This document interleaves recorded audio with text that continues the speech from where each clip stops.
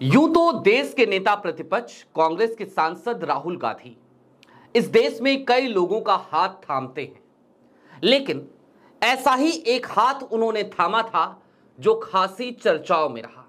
नाम सुल्तानपुर के रहने वाले रामचेत मोची। रामचेत मोची का आज निधन हो गया, लेकिन कहानी दरअसल रामचेत मोची के निधन की, उनकी बीमारी की, उनकी बदहाली की नहीं है, बल्कि आज तो जरा पोस्टमार्टम आज से एक सप्ताह पहले चलाए गए उस एजेंडे की करेंगे, उस प्रोपेगेंडा की करेंगे जिसमें राहुल गांधी को बदनाम करने की साजिश इस देश की मेन स्ट्रीम मीडिया ने रची और उसके किरदार थे रामचेत मोची।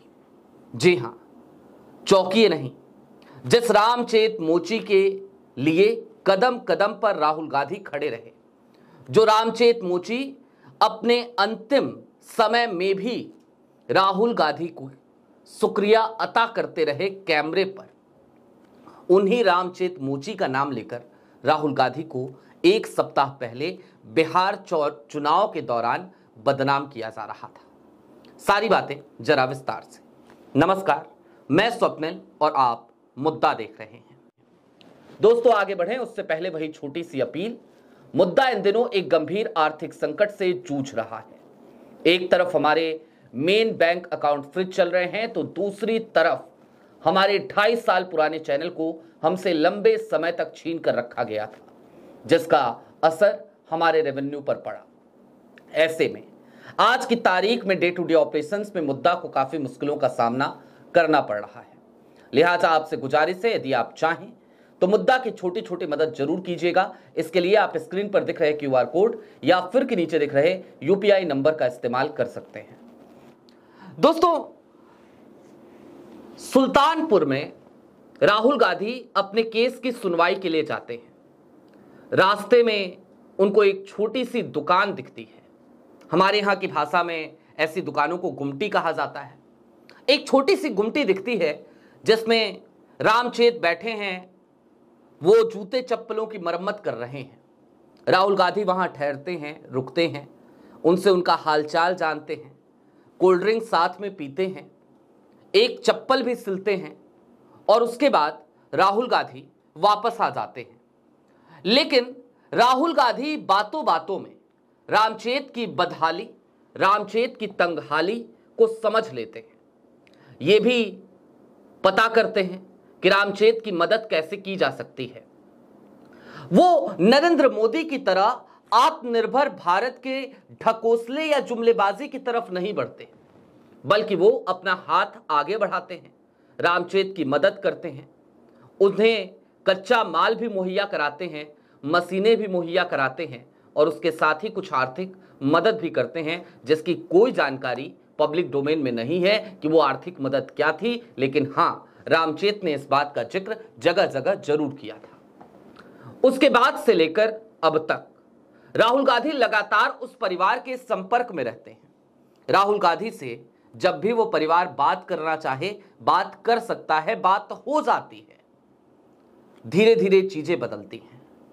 रामचेत को लेकर राहुल गांधी महाराष्ट्र भी जाते हैं, मुंबई भी जाते हैं। एक फेमस ब्रांड है, आप जानते हैं, नाम है चमार। वहां पर भी लेकर के जाते हैं। चमार स्टूडियोज में रामचेत मोची को वो हुनर सिखाते हैं तमाम चीजों का। धीरे धीरे रामचेत का कारोबार बढ़ता है। धीरे धीरे रामचेत की दुकान पर और भी लोग आकर ज्वाइन करते हैं और काम करने लगते हैं। रामचेत की जिंदगी सुधरने लगती है, लेकिन किस्मत को शायद कुछ और ही मंजूर होता है। रामचेत की तबीयत अचानक से खराब हो जाती है। रामचेत बीमार पड़ जाते हैं। राहुल गांधी के पास इस बात की सूचना पहुंचती है और फिर राहुल गांधी अगला कदम भी उठाते हैं। लेकिन उससे पहले मैं चाहता हूं आपको जरा वो झूठा प्रोपेगेंडा दिखा दूं जो झूठ गोदी मीडिया ने आज से एक सप्ताह पहले फैलाया था, क्योंकि राहुल गांधी ने बिहार चुनाव के दरमियान रामचेत का जिक्र कर दिया था। आपके स्क्रीन पर बारी बारी से कुछ हेडलाइंस हैं। मसलन सबसे पहले आपके स्क्रीन पर TV9 भारतवर्ष की हेडलाइन, जिस रामचेत मोची का राहुल गांधी ने बिहार में किया जिक्र, उनकी ऐसी है हालत, दावे में कितना दम। और इसके बाद फिर वही प्रोपेगेंडा इस पूरी हेडलाइन के नीचे चलाया गया। क्या चलाया गया वो भी अभी आपको विस्तार से बताऊंगा। आज तक की हेडलाइन आपकी स्क्रीन पर। सुल्तानपुर के रामचेत मोची की बदली जिंदगी का क्या है सच, राहुल गांधी ने किया था बिहार चुनाव में जिक्र, पढ़िए ग्राउंड रिपोर्ट। न्यूज 18 अंबानी साहब का चैनल, सुल्तानपुर न्यूज। कौन है राहुल गांधी के रामचेत, अब मशीन बंद, मोची बिस्तर पर, जाने गुप्तारगंज की हकीकत। राहुल गांधी ने बिहार में रामचेत का जिक्र क्या किया, उसके बाद से एक एजेंडा चलाया गया और ध्वस्त करने की कोशिश की गई राहुल गांधी की छवि को, और उन्हें झूठा बताने की कोशिशें की गई। अब एक हफ्ते पहले तो इन्होंने ये प्रोपेगेंडा चलाया, लेकिन उसी बीच में दैनिक भास्कर भी वहां पर पहुंचा आज से 3 दिन पहले। और दैनिक भास्कर पहुंचा तो दैनिक भास्कर से क्या कहा रामचेत ने, वो आपकी स्क्रीन पर है। दैनिक भास्कर से रामचेत कहते हैं, तबीयत आधी ठीक है आधी नहीं, भैया कैंसर का इलाज करा दिए, बहुत भले हैं, परेशानी में रोटी नहीं खाई जाती, लीवर कमजोर है, चल फिर नहीं पाते, लेकिन राहुल भैया का फोन आता है, कहते हैं चिंता मत करो, खाओ पियो, ठीक हो जाओगे, हम तुम्हारे साथ हैं। ये रामचेत 3 दिन पहले कह रहे थे दैनिक भास्कर से, दैनिक भास्कर के रिपोर्टर से। और सोचिए उससे 4 दिन पहले क्या हेडलाइंस छप रही थी, किस तरीके का एजेंडा चलाया जा रहा था। खैर, अब रामचेत की उसी कहानी पर, जहां पर रुके थे, जहां पर ठहरे थे, जरा उस कहानी को भी पूरा कर लेते हैं।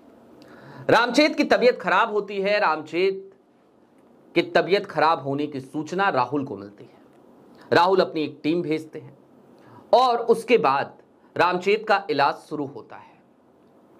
पहले स्थानीय जगह पर बीमारी को डायग्नोस किया जाता है, डिटेक्ट किया जाता है, तो पता चलता है गले में कैंसर है।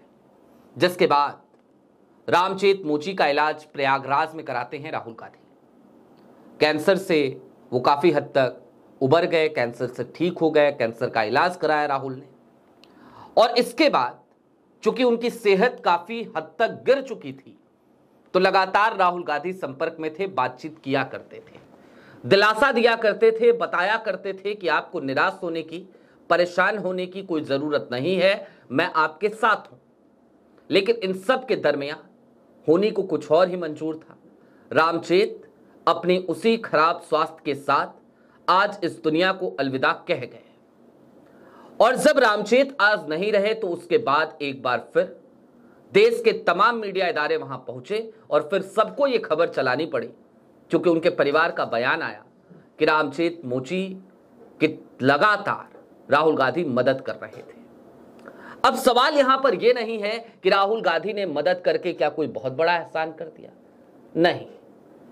सवाल यह भी नहीं है कि हम राहुल की छवि को चमकाने के लिए आज ये स्टोरी कर रहे हैं, बल्कि सवाल तो यह है कि आज मैं मेन स्ट्रीम मीडिया के उन तमाम संपादकों से यह पूछना चाहता हूं, क्या आपके अंदर संवेदनशीलता है या फिर आपका ज़मीर जिंदा है?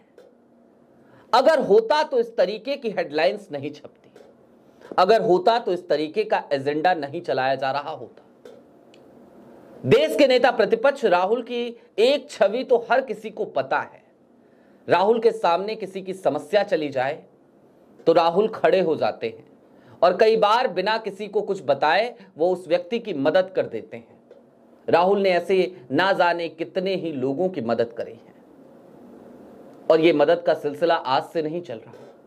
ये मदद का सिलसिला यूपीए की सरकार थी तब भी चला करता था। और बात सिर्फ राहुल की नहीं है, समाजवादी पार्टी के मुखिया अखिलेश यादव के कभी घर जाइए तो आपको पता चलेगा कि वो दिन की शुरुआत ही कितने लोगों की मदद के साथ करते हैं। उनके यहां तो दरबार लग जाता है, लोग जाते हैं, अपनी समस्या बताते हैं, और लोगों को जो उम्मीद होती है उस उम्मीद पर अखिलेश खरे उतरते हैं। अखिलेश उनकी हर तरीके की मदद करते हैं, आर्थिक भी।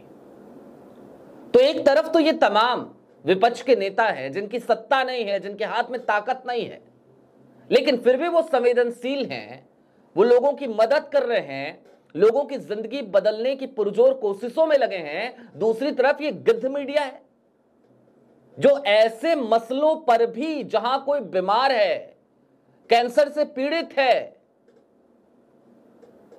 उसके किरदार को इस्तेमाल करके आप किसी एक नेता की विपक्ष की छवि खराब करने पे लगे हैं।